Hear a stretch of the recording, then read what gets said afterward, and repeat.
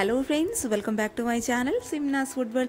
അപ്പോൾ ഇന്ന് ഞാൻ വന്നിട്ടുള്ളത് നമുക്ക് ഗോതമ്പ് പൊടി കൊണ്ട് വളരെ സിമ്പിൾ ആയിട്ട് റെഡിയാക്കി എടുക്കാൻ പറ്റിയ നല്ലൊരു ദോശയുടെ റെസിപ്പി ആയിട്ടാണ്. അപ്പോൾ നല്ല ചൂടോട് കൂടി കഴിക്കുകയാണെങ്കിൽ ഈ ഒരു ദോശയുടെ റെസിപ്പിക്ക് വേറെ കറികളുടെ ഒന്നും ആവശ്യമില്ല കേട്ടോ. അപ്പോൾ എല്ലാവരും ഒന്ന് കണ്ടു നോക്കിയിട്ട് ട്രൈ ചെയ്ത് നോക്കുക. അതുപോലെ ചാനലിലെ വീഡിയോസൊക്കെ ആദ്യമായിട്ട് ആരെങ്കിലും കാണുകയാണെന്നുണ്ടെങ്കിൽ ഒന്ന് സബ്സ്ക്രൈബ് ചെയ്ത് സപ്പോർട്ട് ചെയ്യണേ. അപ്പോൾ നമുക്ക് പെട്ടെന്ന് തന്നെ ഈ ഒരു ഈസി ആയിട്ടുള്ള ദോശ എങ്ങനെ തയ്യാറാക്കുന്നത് നോക്കാം. അപ്പോൾ ഈ ഒരു ഗോതമ്പ് ദോശ റെഡിയാക്കാൻ വേണ്ടിയിട്ട് ഞാനിത് നമ്മുടെ വീടുകളിലൊക്കെ സാധാരണ ഉപയോഗിക്കുന്ന ഇങ്ങനെയുള്ള ഒരു ഗ്ലാസ്സിൽ 3/4 ഗ്ലാസോളം ഗോതമ്പ് പൊടി എടുത്തിട്ടുണ്ട്. അതിപ്പോൾ നിങ്ങൾ പാക്കറ്റ് പൊടിയാണ് അല്ലാന്നുണ്ടെങ്കിൽ പൊടിച്ച് ഉപയോഗിക്കുന്ന പൊടിയാണ് എന്തായാലും കുഴപ്പമില്ല കേട്ടോ. അപ്പോൾ 3/4 ഗ്ലാസ് നിറയെ നമുക്കിത് ഈ ഒരു പാത്രത്തിലോട്ട് അങ്ങോട്ട് ഇട്ട് കൊടുക്കാം. ഇനി ഈ ഒരു ഗോതമ്പ് പൊടിക്ക് ആവശ്യമായിട്ടുള്ള ഒരു നുള്ളു ഉപ്പും കൂടി നമുക്കിതിലോട്ട് അങ്ങോട്ട് ചേർത്ത് കൊടുക്കാം. ഇനി നമ്മുടെ ദോശയ്ക്ക് നല്ലൊരു കളർ കൊടുക്കാൻ വേണ്ടിയിട്ട് ഒരു 1/4 ടീസ്പൂണിലും കുറവ് മഞ്ഞൾപ്പൊടി ഞാൻ ചേർത്ത് കൊടുക്കുന്നുണ്ട്.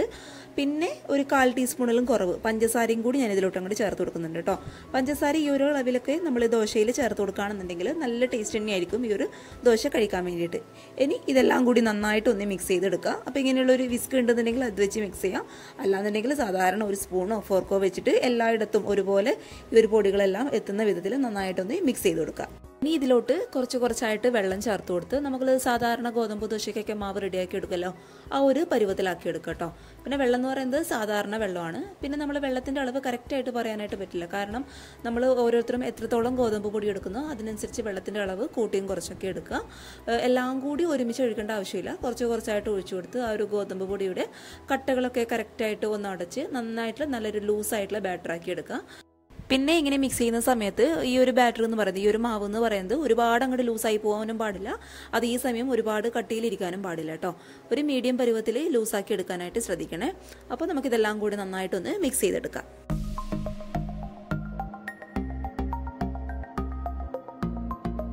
അപ്പോഴത്തെ നമ്മുടെ ദോശയ്ക്കുള്ള ഈ ഒരു മാവ് ഇവിടെ റെഡി ആയിട്ടുണ്ട്. മാവിൻ്റെ കറക്റ്റ് പരുവെന്ന് പറയുന്നത് ഇതാണ്. ഒരുപാട് അങ്ങോട്ട് ലൂസായി പോകാനും പാടില്ല, അതേസമയം ഒരുപാട് കട്ടിയിലിരിക്കാനും പാടില്ല. ഇതുപോലെ നല്ല സ്മൂത്ത് ആയിട്ടുള്ള ബാറ്റർ റെഡിയാക്കി എടുക്കാനായിട്ട് പ്രത്യേകം ഒന്ന് ശ്രദ്ധിക്കാം കേട്ടോ.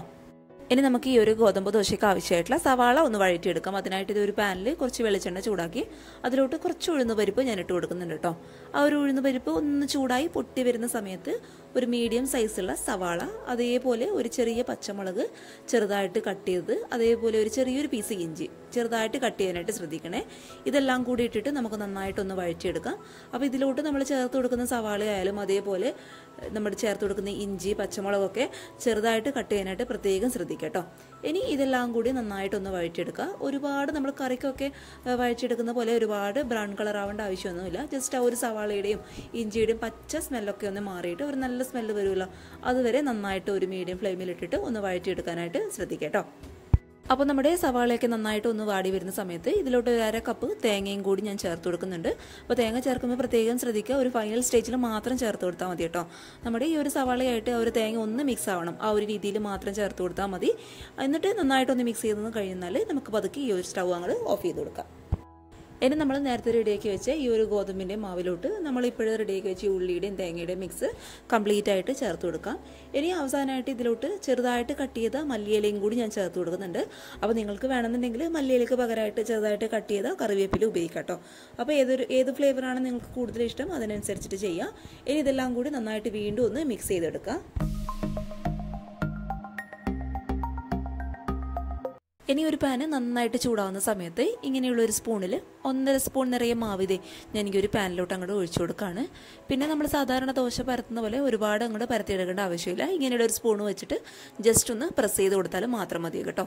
പിന്നെ നമ്മൾ ഈ ഒരു ദോശ അടച്ച് വെച്ചിട്ട് വേവിക്കേണ്ട ആവശ്യമില്ല. തുറന്ന് വെച്ചിട്ട് തന്നെ ഒരു ലോ ടു മീഡിയം ഫ്ലെയിമിൽ വെച്ചിട്ട് 2 സൈഡ് നന്നായിട്ടൊന്ന് മൊരിയിച്ചെടുക്കുക. ഇനി ഇതിലോട്ട് ഒരു 1/2 ടീസ്പൂണോളം വെളിച്ചെണ്ണ ഞാൻ ഒഴിച്ചു കൊടുക്കുന്നുണ്ട്. നിങ്ങൾക്ക് താല്പര്യം ഇല്ലാന്നുണ്ടെങ്കിൽ വെളിച്ചെണ്ണയൊക്കെ പകരമായിട്ട് നെയ്യോ ബട്ടറോ എന്നാന്ന് വെച്ചാൽ ഉപയോഗിക്കാം കേട്ടോ. ഇനി ഇത് ഒരു സൈഡ് ആയി കഴിഞ്ഞ് തോന്നാൽ പതുക്കെ ഒന്ന് മറിച്ചിട്ട് കൊടുക്കുക. എന്നിട്ട് ഈ ഒരു സൈഡ് നന്നായിട്ട് മൊരിച്ച് കഴിക്കാനായിരിക്കും ഈ ഒരു ദോശയ്ക്ക് കൂടുതൽ ടേസ്റ്റ് ഉണ്ടാവുക.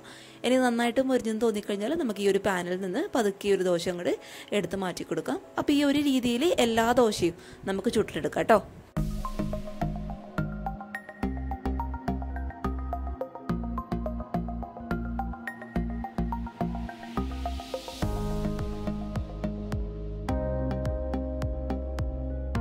ഇത് ദോശ കംപ്ലീറ്റ് ആയിട്ട് ഞാനിവിടെ ചുട്ടെടുത്തിട്ടുണ്ട്. ഈ ഒരു ദോശയൊക്കെ ചൂടോട് കൂടി കഴിക്കുകയാണെന്നുണ്ടെങ്കിൽ വേറെ കറികളുടെ ഒന്നും നമുക്ക് ആവശ്യമില്ല കേട്ടോ.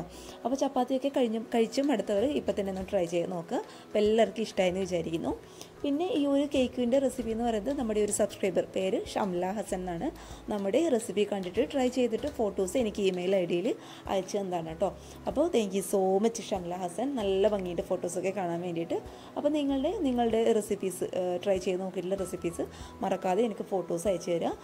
മെയിൽ ID താഴെ ഡിസ്ക്രിപ്ഷൻ ബോക്സിൽ ഞാൻ കൊടുക്കാം കേട്ടോ. അപ്പോൾ എല്ലാവർക്കും ഇഷ്ടമായെന്ന് വിചാരിക്കുന്നു. ഈ ഒരു ദോശയുടെ റെസിപ്പി ഇഷ്ടപ്പെട്ടാൽ വീഡിയോ ലൈക്ക് ചെയ്യുക. അതുപോലെ ചാനലിലെ വീഡിയോസൊക്കെ ആദ്യമായിട്ട് ആരെങ്കിലും കാണുകയാണെന്നുണ്ടെങ്കിൽ ഒന്ന് സബ്സ്ക്രൈബ് ചെയ്ത് സപ്പോർട്ട് ചെയ്യണേ. കൂടാതെ തൊട്ടടുത്തുള്ള കുഞ്ഞ് ബെല്ലൈക്കൺ കൂടി എനേബിൾ ചെയ്ത് ഓൾ എന്നുള്ള ഓപ്ഷൻ കൊടുക്കുകയാണെങ്കിൽ ഇതുപോലുള്ള നല്ല നല്ല വീഡിയോസ് ഞാൻ ഇടുമ്പോൾ നിങ്ങൾക്ക് പെട്ടെന്ന് നോട്ടിഫിക്കേഷൻ കിട്ടും കേട്ടോ. അപ്പോൾ നാളെ ഒരു നല്ല വീഡിയോ ആയിട്ട് കാണും വരെ thank you for watching Simnas football. By.